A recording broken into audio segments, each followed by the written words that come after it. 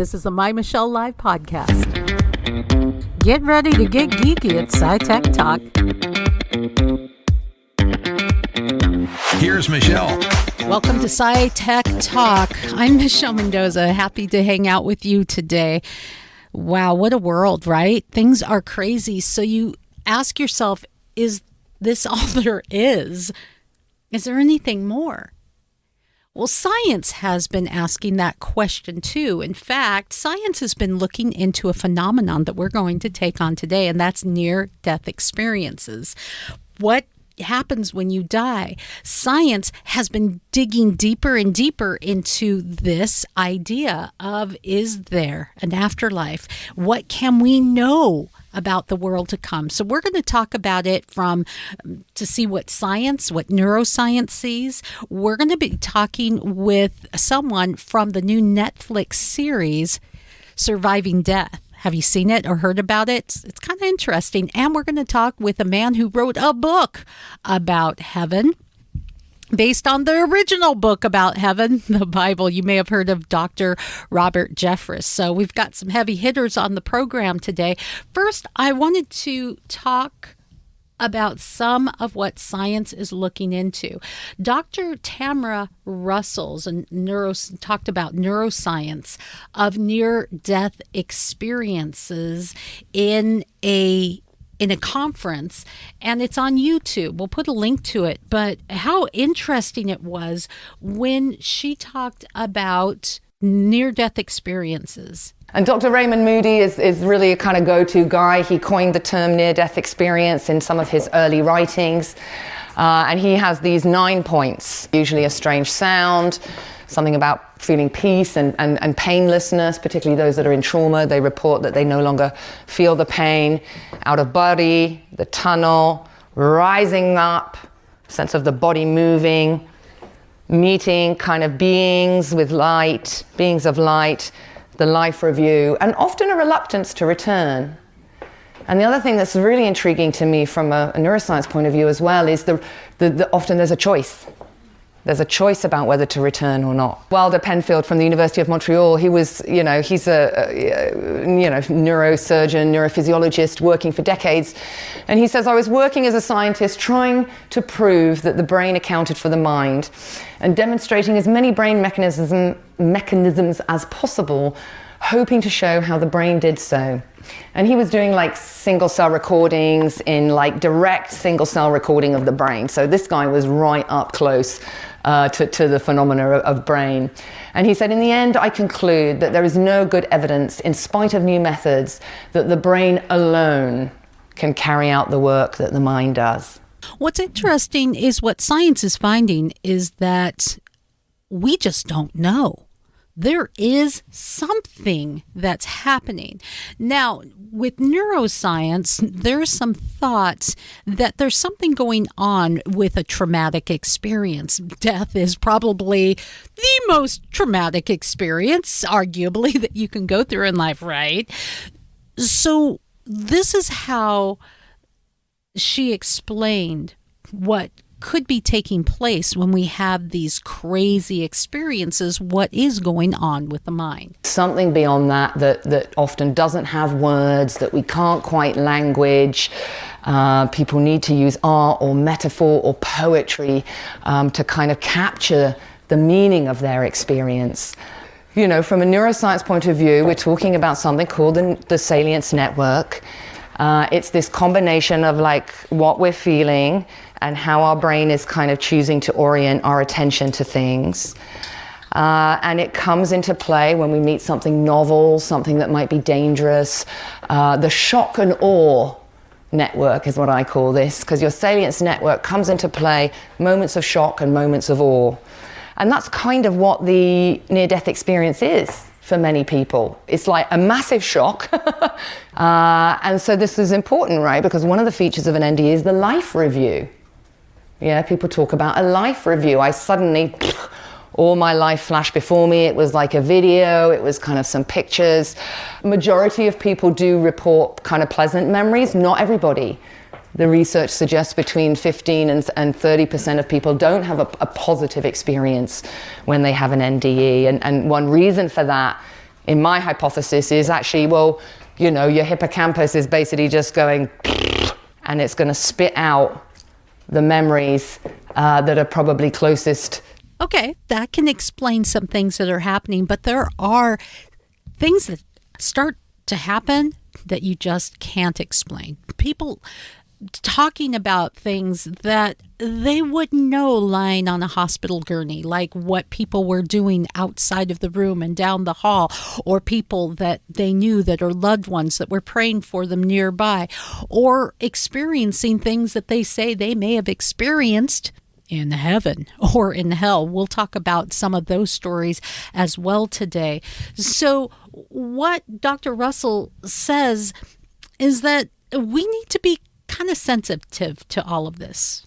And how we deal with it is really critical, because there is a tendency, I think, in some parts of the medical community to just dismiss this. And from a psychological point of view, I really believe that that's not helpful, even if we don't have a full answer on, like, is this thing like a real thing that people are kind of going to? Is it a place that people travel to, or what is it? We still don't really know, but actually to honor and value the experiences of people in this very delicate and sensitive moment of their life, I think is a really important challenge to the medical community, and the challenge to the biomedical model that seems to be gathering pace now. Requires us, I think, to have some sensitivity. It is really interesting that in all of our advancement, all of our brilliance, and all of our studies, our great and profound conclusion where death and what happens after you die is concerned is, we don't know.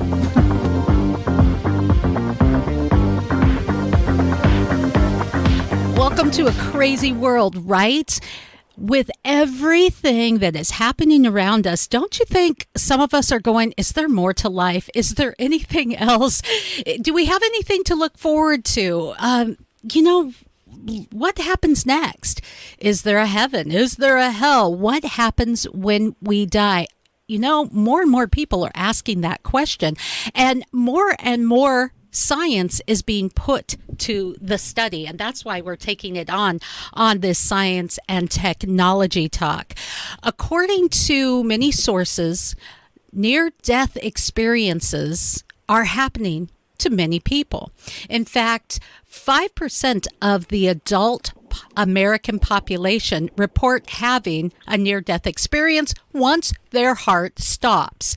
There are other statistics too. Check this out. New findings were presented at the 5th European Academy of Neurology Congress. They looked at 35 countries, so it's not just us crazy Americans that are having these near-death experiences. They looked at 35 countries where people reported a range of spiritual and physical symptoms, out-of-body sensations, and seeing or hearing weird things. It affected 1 in 10 people. That's amazing. Now, couple that with a new series, a docu-series on Netflix, Surviving Death. The question of what happens after we die has intrigued humans for as long as we've been around. As a physician, I know that most people don't think about death really until they're forced to. Her brain was not functioning, and yet she had the most vivid experience. My near-death experience changes how I understand death. We think these people, they're gone, but they're always watching after us. Someone said, "What is your name?" This thing is talking to us. The first story that Ryan ever told, he said, "Mom, I think I used to be somebody else." Extraordinary claims require extraordinary evidence. This is the biggest claim ever. I don't believe we know everything. Their loved one from the other side is there helping them cross over. These signs and messages are always around us. I would say, send me a cardinal when you get to heaven. I can't explain it, but I know it was him. If this is real, people should know. It'd change everything. I think I'll be asking questions till the day I die. Again. It's been called chilling, eerie, and thought-provoking, and one man tells his story, and he joins us today. Mike Anthony is an actor. He is a bartender. He's an all-around cool guy, just a regular fella that had something happen in his life. He lost someone extraordinary. And I have just seen a bit of Mike's story, but his dad looked like an extraordinary man. And I know that feeling of losing. My mom was an extraordinary woman. How could someone so full of life and vibrant just be gone? And so begins a search in Mike's life, and something that happened when his sister said, I think Dad contacted me. It started a bit of a journey for Mike, and we're going to hear about the journey that he shares on the new Netflix series, Surviving Death, and a little bit more. Mike Anthony, thanks for joining us. Thank you so much for having me, Michelle. Kind of an interesting story that people tell that has some similarities and has some maybe some cultural differences, but there is this phenomena of near-death experience that science is looking into. But even beyond the science, people like you and I who have lost someone close to us, we're faced with our life just feeling like it implodes and wondering, could that be it? Yes, yeah. I had always been interested in the idea of life after death. Like all people, that's a question that is pressing, what might happen when we die.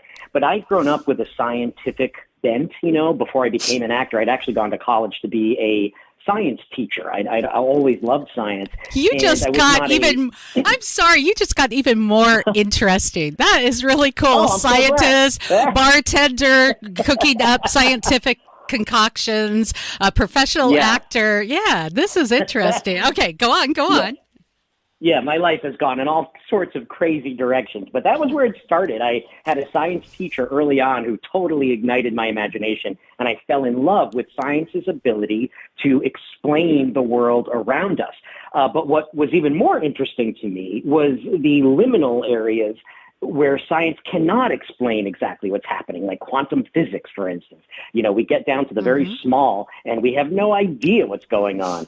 And when my dad passed, I did not have a religious faith to fall back on. My family was, we went to church maybe on like the holidays, for instance. We were not devoutly religious. And so where a lot of people, when they lose someone, have their faith to kind of comfort them as a balm, I did not have that. And I needed evidence.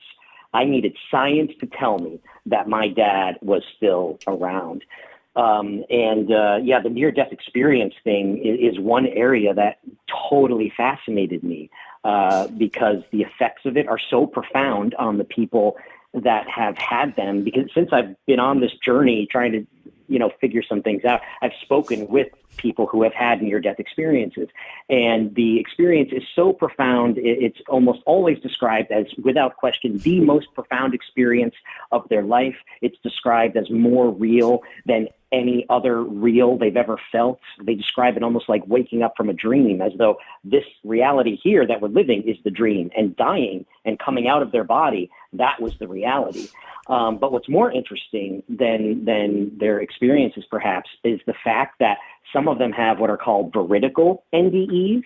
So they witness something while they are dead. And we know they're dead because a lot of times this will happen on an operating room table, for instance. They're having an operation and they go into cardiac arrest. So we have them hooked up to all of the monitoring equipment. We know there's no brain activity, no heart activity. I mean, they are, for all intents and purposes, what we would call clinically dead.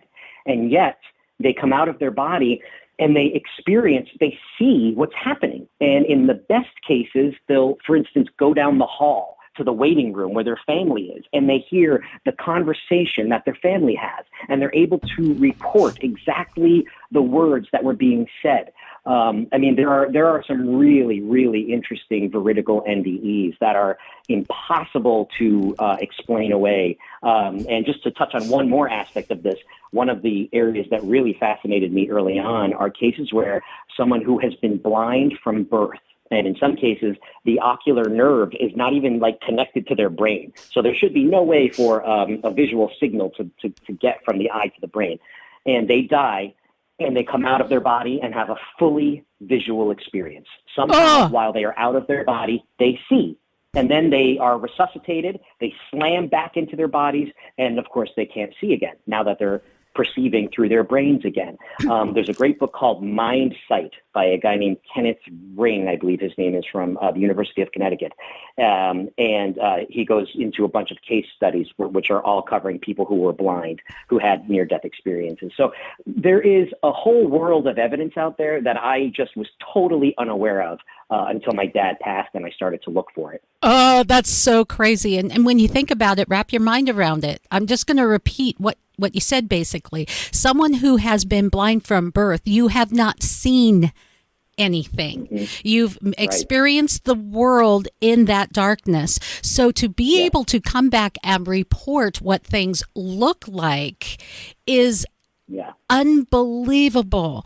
Even the stories that are so titillating to me are, like you had mentioned, people coming out of their bodies and hearing conversations in detail that were not within hearing range. Those are some of the most astounding stories. You just can't, as many people who have watched this series, Surviving Death, many people are fascinated. It gets their mind thinking, and other people instantly write it off. Well, this is just hullabaloo, and it's just, it's just silliness. But when you're looking at it, as we are today on this SciTech Talk, looking at it from a scientific point of view, something is happening. That's right. I agree. I used to have this debate a lot with people who are either very devoutly religious or devoutly atheistic, for instance. And to me, those are two sides to the same coin. To say there definitely is a God is the same thing as saying there definitely is not a God, because there's no way to prove either of those positions.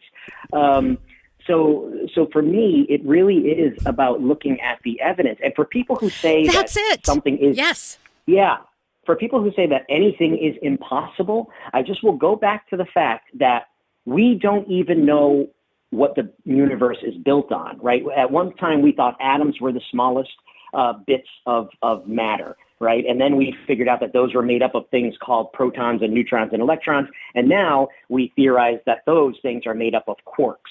What a quark is made up of, we have no idea. Some people theorize it's a string, right? And that's called string theory. That's one of the leading theories about what makes up matter at the very base level.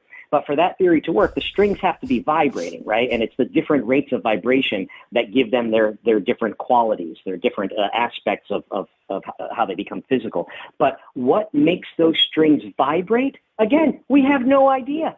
For some reason, they vibrate. So to me, the word God could be the same thing as the words the strong nuclear force, because the bottom line is we don't understand either of them. We don't understand why strings, if they are strings, why they vibrate. So for anyone to rule anything out in a universe where we don't even understand the foundations of how it's made seems crazy to me. It just seems like an illogical position. Yeah. Now, work with me on this. I am a faith girl, but I'm a science girl.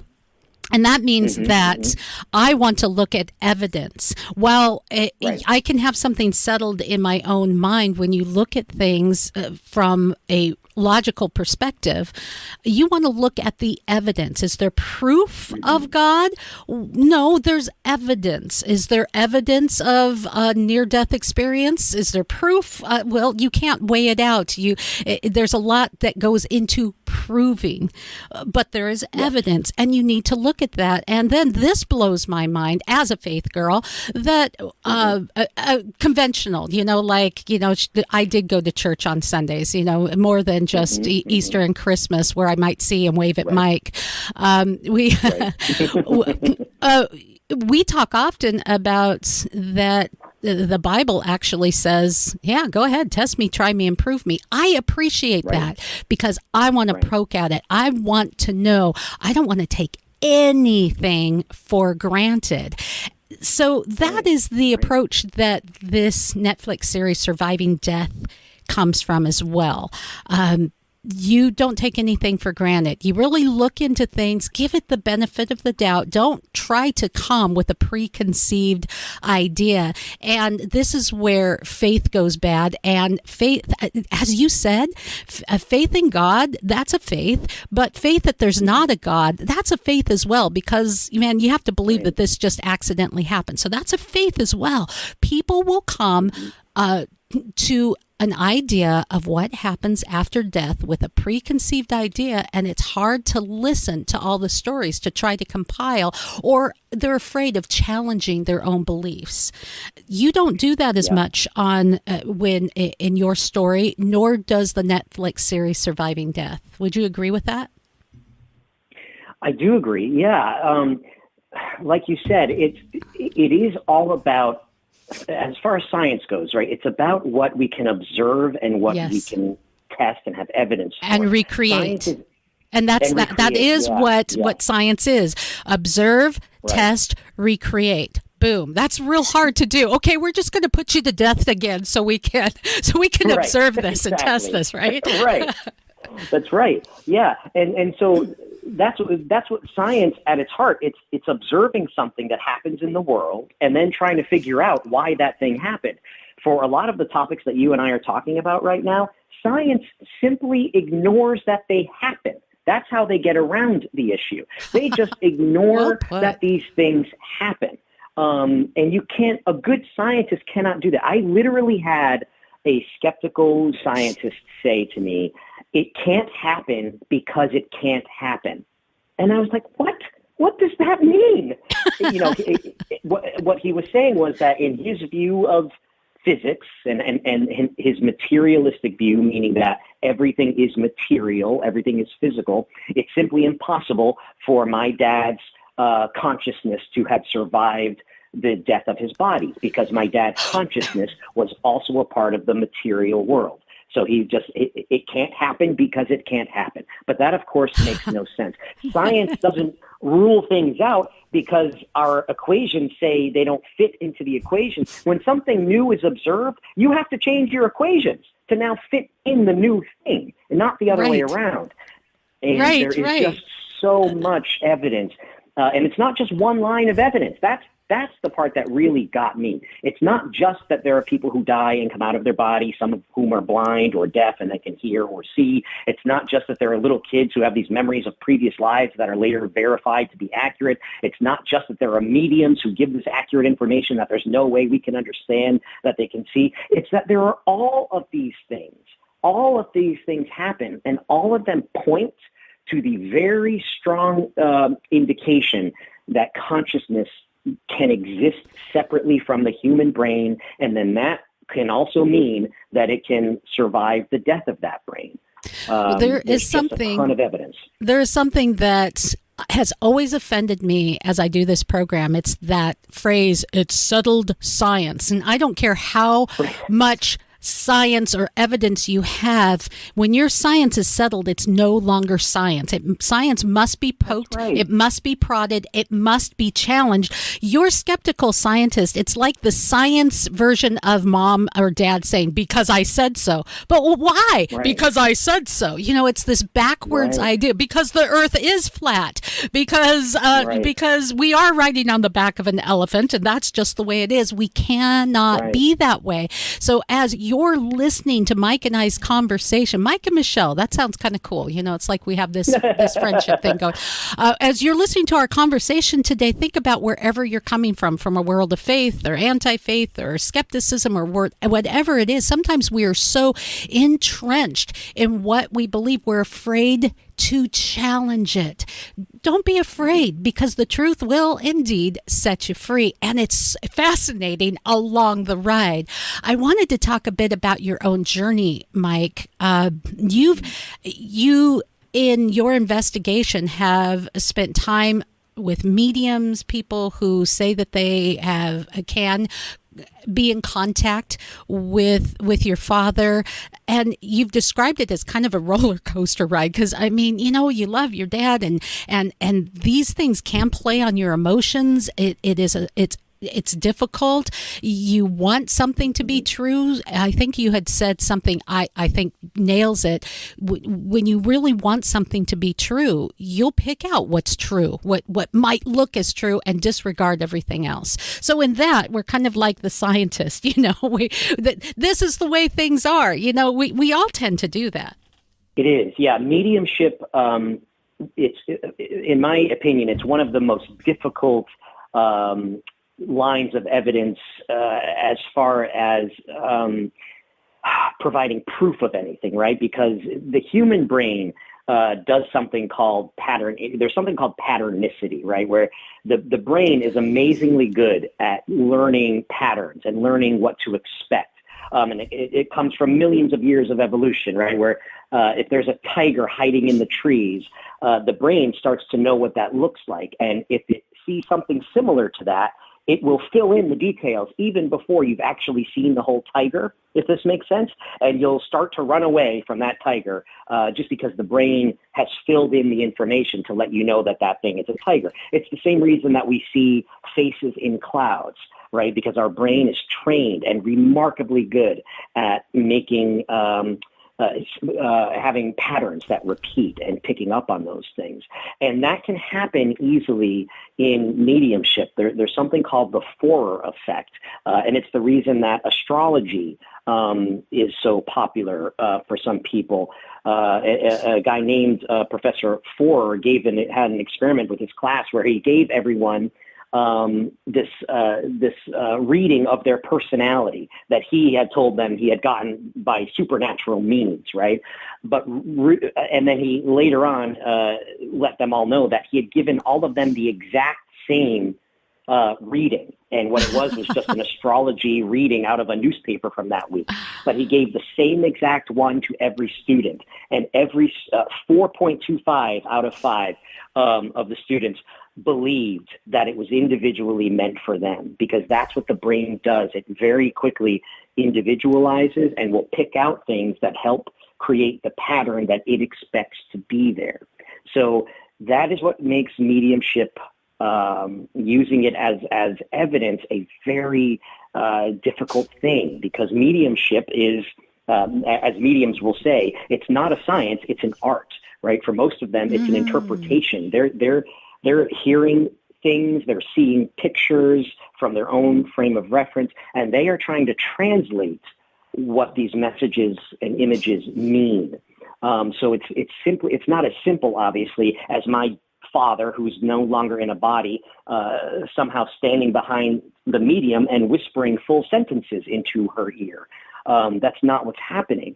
There's a whole translation that's taking place. So, it can be up and down, and it can be difficult to do. And, it has to be said that over the history of mediumship, there have been people who have been caught committing fraud. Many times scientists from the SPR and the ASPR, these organizations of scientists who have looked into mediumship, have found people who were faking it in one way or another. They were using trickery to come up with the stuff that they were doing. And then there's also things like cold reading and hot reading and just various other ways that a person could cheat if they wanted to. And unfortunately, go ahead. Unfortunately.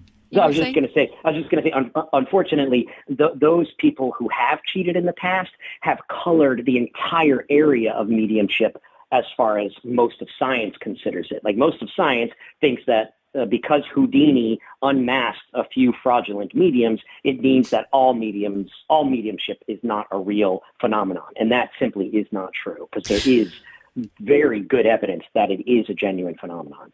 And there is also the idea you mentioned how we can come into a circumstance and how our mind can, I guess, is essentially, to simplify what you said, play tricks on us. Conversely, with mediums, there is a possibility that people who are prone to the empathic, I feel what you feel, I'm a little more prone to that, can can confuse feelings and what I feel and what I think, and we can create things in our heads. And sometimes, of course, that can come out as, this is what I sense, this is what I feel. We can see that at times in the Christian or faith-based world, where people say, I have a word from the Lord. No, you really don't. I can't tell you how many times I've had in my life people say, God told me that you're supposed to be my wife. I'm like, I don't know what God you're talking to, but my God told me to run, buddy, run.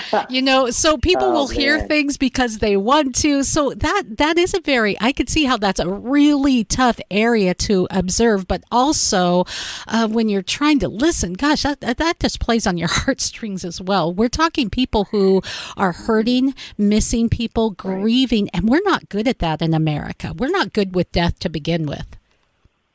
Right. That's right. That's true. It's such a sort of a taboo topic that we don't talk about. In a lot of other cultures, it's a much more open thing. And here in this country, we've largely sanitized the dying process, and it's sort of removed from us. People die in hospital rooms,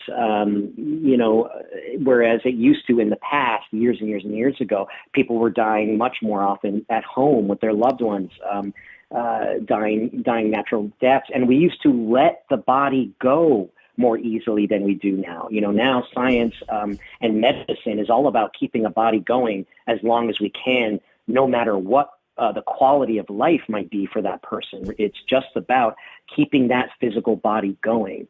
And in times past and in other cultures, there's not such an emphasis necessarily on that, because they have a deeper sense that death is not the end, that it is a transition to something else. And so they might not hold on quite as rigidly as we do to keeping a body alive, no matter what the state of that body is. So yes, just the way that we handle dying, I think you're right. The way that we just don't talk about it openly, and we try to keep it locked away in a room, affects this entire conversation. So let's talk about the one story that most moved you.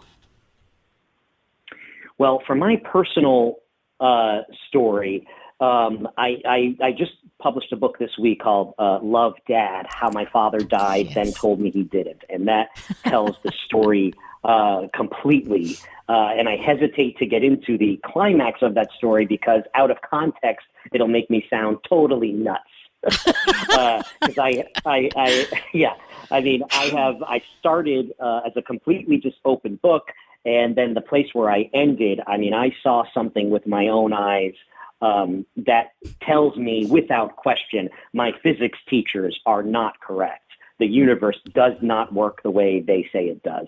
I have now seen that with my own eyes. So the whole story is laid out in the book in a way that hopefully builds up to that. So you can tell that I'm not just totally insane. So how it started with me was my sister contacted a medium, and I wanted to test her to see if there was any legitimacy to this. So she was coming to our house, and that day I said to my father, it was just me alone in his house.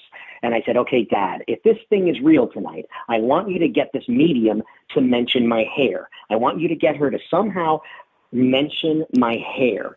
And I said that because my hair is just very average hair. There's nothing about it that a stranger would walk in and think, oh, there's got to be a story about this guy's haircut, right? I just have very average brown hair. And when I was a little kid, I had been having this memory that day that when I was a little kid, I would beg my dad to play with my hair to help me fall asleep at night.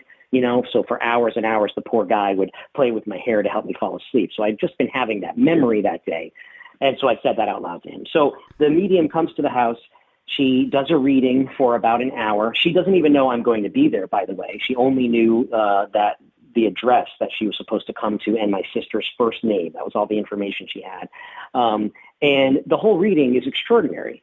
She's coming up with information that I just can't fathom how she's doing it. Because at that time, I'm thinking mostly this stuff must be faked. It was hard for me to believe that this could be real, and that I hadn't been told about it. Right? I was, yeah. And if this had been proven to be real, surely someone would have told me on the nightly news, oh, by the way, there are people who can talk to the dead. That you'd think that would be widely spread information. So the reading was extraordinary, and she was coming up with specifics. And I remember looking around the house to see if pictures were up on the wall or something. Like, how was she doing this? And I totally forgot about my little experiment because she had done this incredible job. And everyone is weeping. We're literally all crying. So if this woman is faking this, she has done a fantastic job. Mission accomplished. She's going to get a whole bunch more work out of this because everyone in the room is going to leave saying, this is the greatest night of my life. You have to go see this medium. But instead of just wrapping up to leave, right at the end, she then looked at me, and she's apropos of nothing, by the way. We were not talking about this at all. She was talking about something totally different. And then she looked right at me and said, your dad wants to talk about your hair. He wants me to talk about your hair? And I was floored. I was totally floored because I hadn't said that to anyone on the planet other than in my mind to my dad. So that was where my journey kicked off. And I have since seen many other things that have proven to me, beyond the shadow of a doubt, that what we call paranormal definitely happens. There are things that definitely happen in this universe that current mainstream science says is not possible. Mike Anthony is the author of Love, Dad, How My Father Died, Then Told Me He Didn't. And you can hear some of what we've talked about incorporated in this book as you read it. Of course, we will have a link to where you can pick up the book, a link to Mike's webpage, and of course, a link to where Mike is featured, and you can see his pretty face and his hair on the Netflix docuseries. And Surviving Death isn't necessarily a program to try to sell you on a mindset, a theology, a philosophy. It's just investigating what we just don't often talk about. It's not common in our society to talk about death unless we actually are faced with it. We don't even want to think about it for the most part. So it's just really an interesting look. And you might want to give it a C. We'll put links so that you can find Surviving Death. We'll put links to his book, and you might want to look up Mike Anthony. What a fun guy you are. It's been such a pleasure to have you on our program today. I had such a great time, Michelle. Thank you so much. And if something should happen to you before the next time we get to talk, I think you should come haunt me. Okay, great. Yeah, deal. That's a deal. All right. I'll do the same. We'll make that little pinky swear, okay? I think it'll be great. Got it. Thanks, Mike.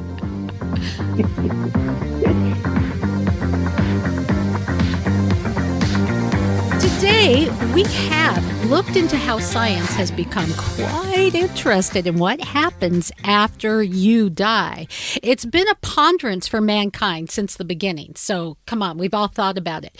But while we've talked about today NDEs and trying to connect with the afterlife, and it's all very much a fuzzy ponderance. But not for our next guest. It would seem that a biblical model of the next chapter of life, if you might call it, can be found in a place called heaven.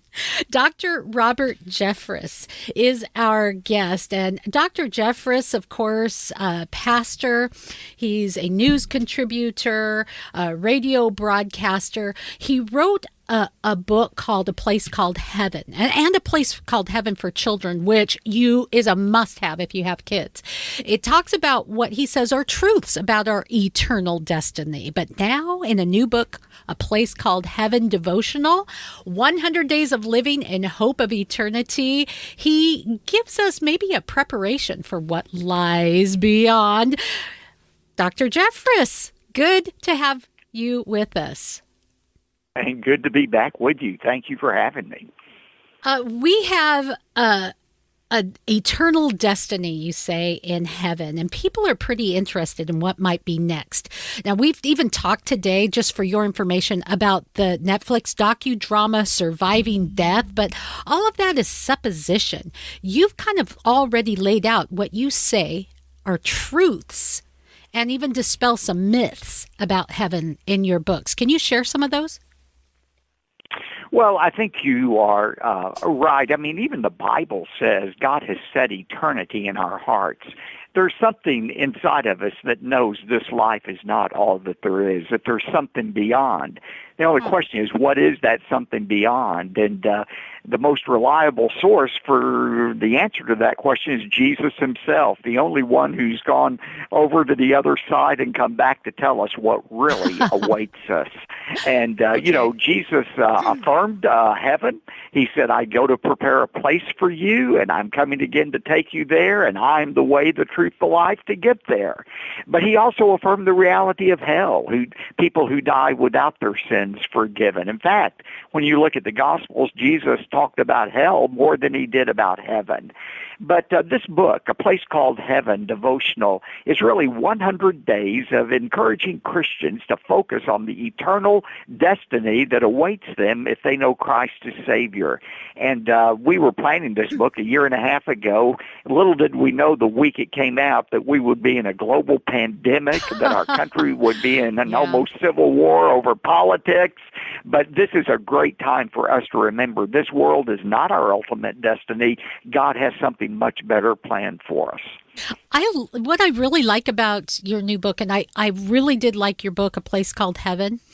I love your book, A Place Called Heaven for Children. And I'm going to reiterate, I have links everywhere you're listening to this. You should pick it up for any kid in your life. It's such a comfort for kids going through really tough times. It's a way to lay a foundation. But your new book to me is like getting ready for a big trip. Last year I went to Indonesia with Bible League, and it took me months, documents, finding out what I need, learning the language, even writing a song in the native language to share. But we're talking about a bigger trip, and I think your devotional reminds me of kind of a checklist of things that I can do to prepare for my journey. Is that fair? It is. In fact, I ask people to imagine your boss told you that you're going to be transferred to a foreign country in 6 months. You'd start making preparation. You'd make sure you knew something about that country, knew what the weather was like, what the customs were like. You'd certainly want to make sure you had a passport. You'd find out everything you could. Well, we've been told if we're Christians, we're getting ready to take the trip of a lifetime. It's a permanent destination. We need to get ready for it. And by the way, the most essential thing we can do, not the only thing, but the most essential, is make sure we have that passport that allows us into heaven. And that passport is one that is not stamped atheist, Baptist, Presbyterian, Jew. The only passport that will get you into heaven is one that is stamped forgiven. God only allows forgiven people into heaven, and faith in Christ is the only way to receive that forgiveness. What a great analogy. It's so true. I went on one of the best trips ever with a girlfriend who had planned a second honeymoon, doctor, and her husband and her were all ready to go, and he realized, oh no, my passport is not up to date. So he couldn't go. He could not go, and it was all inclusive. And so she went on Facebook and said, hey, anyone want to go to Mexico? We've already paid for it. I went down with her, and we had a great second honeymoon without her husband.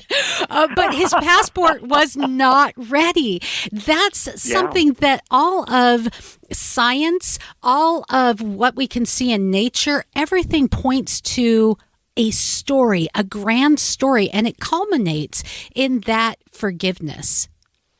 And, I'm so glad you used that analogy of a story, because I think one of the biggest misconceptions about heaven, and frankly makes it so unattractive to a lot of people, is the idea that there's this great dividing line between this life and the next life, and when we die, we become somebody else. It's somebody else who goes to heaven. No, it is we who goes to heaven with our personalities, our gifts, our interests. Even our relationships remain intact in the new heaven and the new earth. And that's a great comfort to realize. And I explain why that's true in the book. I mean, Jesus in his new resurrected body body, which the Bible says is the prototype of the one that we have. Other people knew him. They recognized him. His relationships continue, and it will be the same way for us in heaven. Is that why our experience in heaven is going to be unique? It's not all the same. We're not all going to be sitting on clouds playing harps. That's right. That's right. And we're not all going to look alike. We retain even our names in heaven. You say, "Now, Pastor, where do you know that?" Well, think about what God said. He talks about, "I am the God of Abraham, Isaac, and Jacob." They were already dead when God said that, but he said, "I continue to be their God." They retained even their name. The same will be true for us as well. Ooh, that's cool. That's something I had never thought about before. I love this conversation. So, we also have maybe our own occupations then in heaven, beyond the harp thing. We really do have, because those who are not musical are saying, okay, well then the harp and the hallelujah chorus is out for me, buddy, because it's not my thing. Yeah, and of course, I don't play the harp. I play the accordion, which for some people that sounds like hell right there, having to listen to an accordion. But, the point is we all are going to have our individual gifts, and they're going to continue because God has an assignment for us in heaven. Another thing most Christians won't admit to, but they secretly believe, they're afraid heaven's going to be boring. They've been told that heaven is one unending church service, and that just bores the tears out of them. Well, we are going to worship in heaven, but we're going to do more than worship. We're going to work in heaven as well, and all of the restraints and the restrictions that make work unpleasant in this life are going to be removed, and we're going to have the true fulfillment that God intended for us to have with our work. Okay, you can expect this from interviews with Michelle. This is maybe the third or fourth time that we've had these conversations, and I've been lucky enough to fit into your schedule, and it's a blessing to me. But I always come out of left field with something, and I'm a sports girl. Do you think there's going to be football in heaven? I don't know any reason there wouldn't be. I'm in. I'm in. And there'll be sports, and there may be talk shows. You may continue doing an eternal celestial talk show. Oh, I'm liking this. I'm getting really excited about heaven now, and it's a good thing because the world that we're looking at right now is pretty bleak. But I imagine from what I read in Scripture that what we experience in heaven makes what we're experiencing now just seem like a dream. Like that's the reality, and this is the dream. Well, and that's why I wrote this devotional. We need hope right now. And focusing on the hope of heaven doesn't erase the reality of the problems we face, but it puts those problems in perspective. In 2 Corinthians 4, Paul talks about, the light momentary affliction we experience now is nothing compared to the eternal weight of glory. He wasn't saying we don't have problems. I mean, Paul had his own problems. He was beaten to death nearly 3 times, and he was shipwrecked. He was ultimately beheaded. But he said, compared to the eternality and the glory of heaven, as one writer said, our worst afflictions on earth will be viewed as nothing but a one-night stay in an inconvenient motel. And that's the good thing about heaven. So that may be why the Bible says that we have a peace that surpasses understanding. And in Michelle's version, the MV translation, which never really lines up perfectly. In other words, it doesn't make sense. It is cray-cray, but somehow we have peace in the midst of turmoil. Well, that's right. And we know who's in control of not only our life now, but our eternal destiny. And, a lot of people are disturbed about what's going on in our country right now. And I preached a sermon recently in which I said, the occupant of the Oval Office is changing, but the occupant of the throne of heaven is not changing. And standing that's where ovation. Our hope is. Standing ovation. Everyone stand up and whoop whoop. That is so right on. So you may not know this, but in the general population now, because of your books and interviews, you're being referred to as that heaven guy. So that's pretty cool. Good. That's what I would like to be known as, because frankly, I've had some other descriptors that haven't been so nice. So I'll go with the heaven guy anytime. I like that. A Place Called Heaven Devotional is your latest book, and we have 100 days of devotionals to get us ready, get us psyched, get us prepped up, and I'm liking it. But I was hoping that maybe in our last 2 minutes together, you could share just some things that we will glean from the book that can prepare us for this great trip called heaven. Well, there's several things. First of all, the book helps clarify what the Bible really says about heaven versus the myths that so many people have about heaven. It's also a reminder of what we can do to prepare for that journey of a lifetime, minimizing our present regrets, realizing that what we do on earth makes a difference in heaven.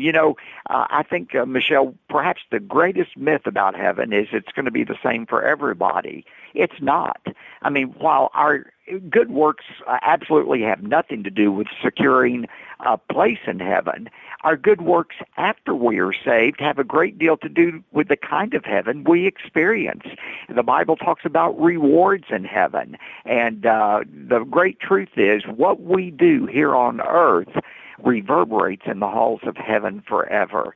And if there's one thing I would hope that this book would do, besides motivating people to get their passport to heaven, is to live in such a way that they prepare for heaven and can enjoy everything that God has planned for them.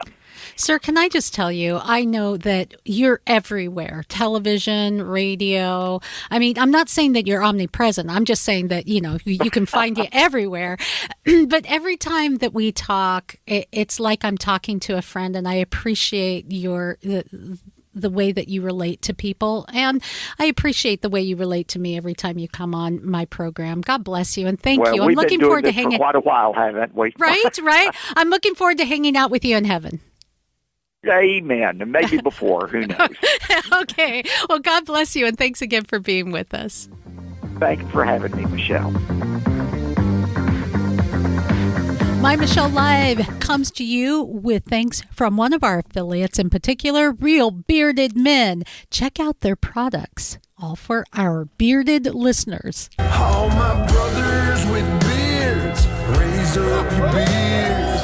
Let that thing grow out from ear to ear. They say you're so cute, clean shaven. I'm so sorry, dear. This ain't no shave November's no shaving.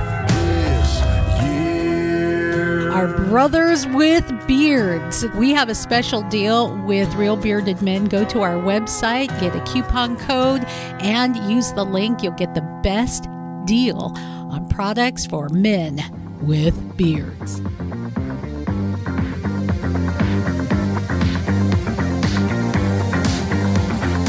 Dr. Robert Jeffrees is giving us some information on the original book on heaven. I would argue it's the Bible. Science is plugging away, though, trying to figure out what happens to us when we die. Imagine having a near-death experience where you leave your physical body but remain conscious. Is this the afterlife? Thanks to cutting-edge science, there are tools to measure those accounts, and there are some stunning consistencies. I found myself flying through a star-filled realm. It's a glimmer of heaven, many say. It's rapture. It's beyond description. I just felt absolutely ecstatic.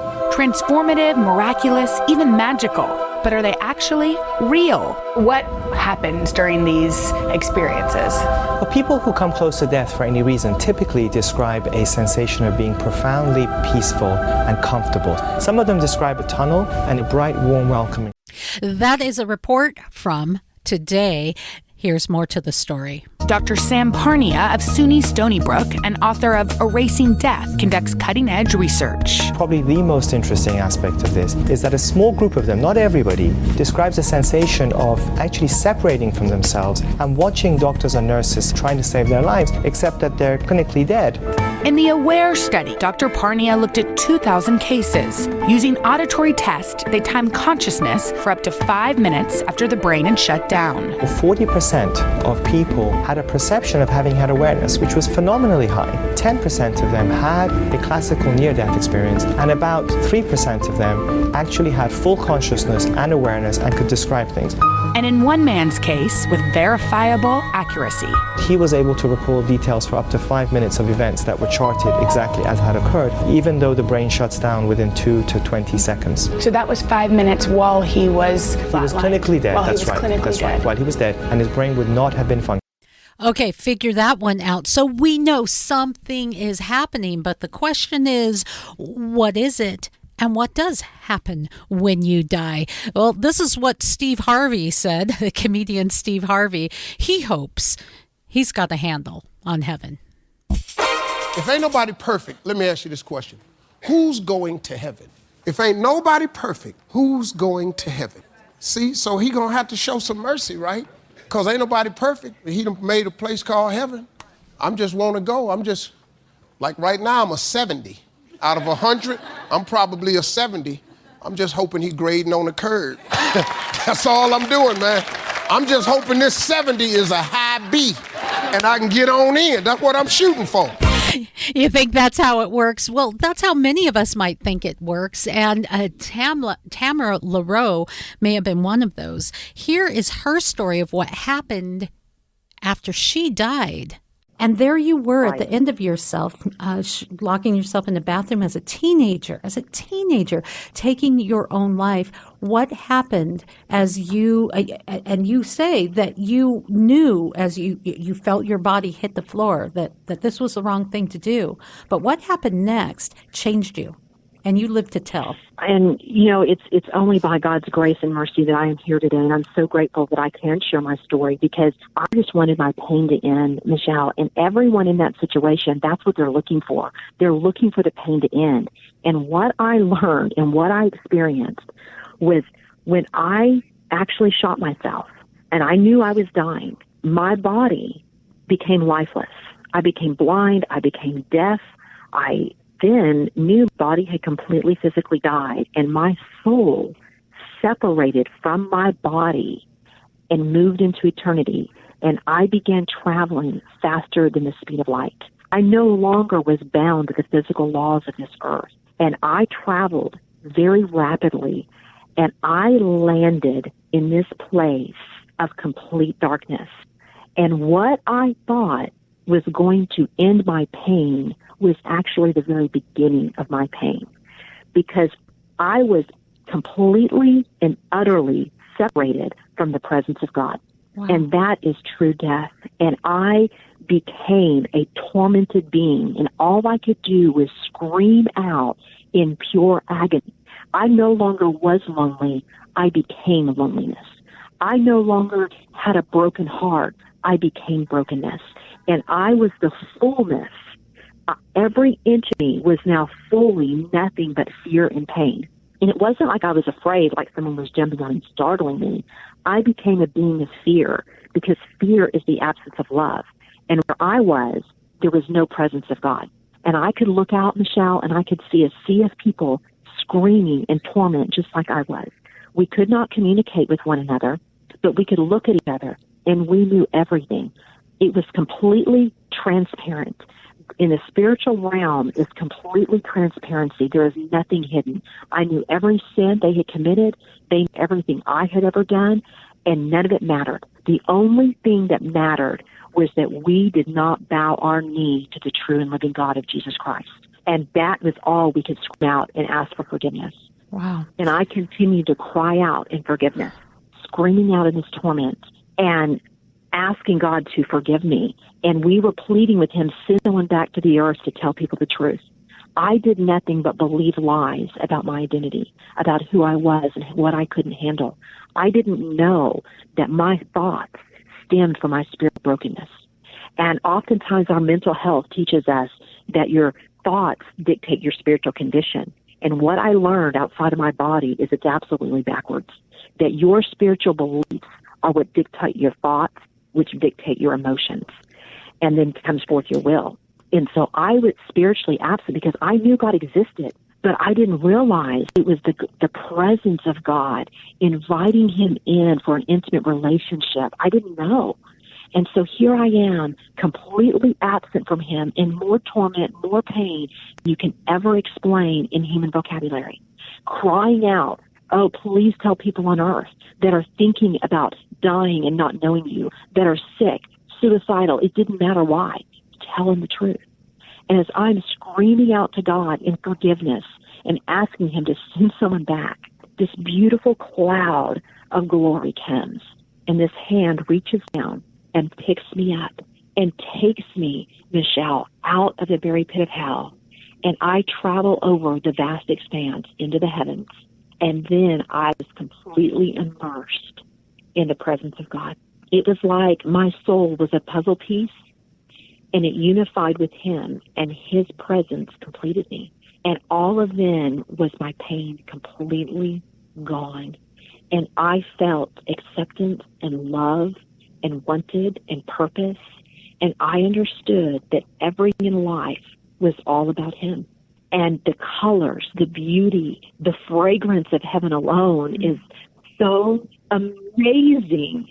There isn't any word to describe how glorious this place is. The rocks themselves are alive. The colors are actual living particles, living beings. It's amazing. And I was not allowed to stay, but I was given the truth. I was given the truth that religion isn't the answer. I was given the truth that the answer isn't in relationships. It's not people's opinion. It's not in what I think or my thoughts or how knowledgeable you are, theology. It's all found in a unified relationship, personal, full relationship with Jesus through the Spirit. And as I'm realizing and being downloaded with all of this revelation, I'm flying over the heavens, and every pain I've ever experienced was gone. It was love. It was pure love. It was where I belonged. Wow. And I passed through. Powerful. Yeah, amazing. Please Absolutely finish. amazing. You passed through. Yeah. So I passed through heaven, and he continues to carry me. And I flew over the vast expanse again, and I was brought back into the universe and laid back into my body. And I could see again, I could hear again, and I knew at that moment, no matter the stigma that I had to face for the rest of my life, it would be okay, because now I knew the truth. What a powerful story. So what if what we're experiencing now is just the hors d'oeuvre and the main course is yet to come? What if the afterlife is more real and more exciting and more rich than anything we experience now? What if that's the case? And what if it's been clearly laid out in God's Word? It's worth investigating, and that's what we're calling the God story today. If you want to know more about the God story, give me a ring, give me an email, connect with me. I'm here for you. I'll answer your questions. You can also share the God story, because it is a story of hope. There is something more. I believe it. Like us, share us, tell your friends about it, send them links. We're here for you with the God story. We'll catch you next time. More SciTech Talk at MyMichelleLive.com.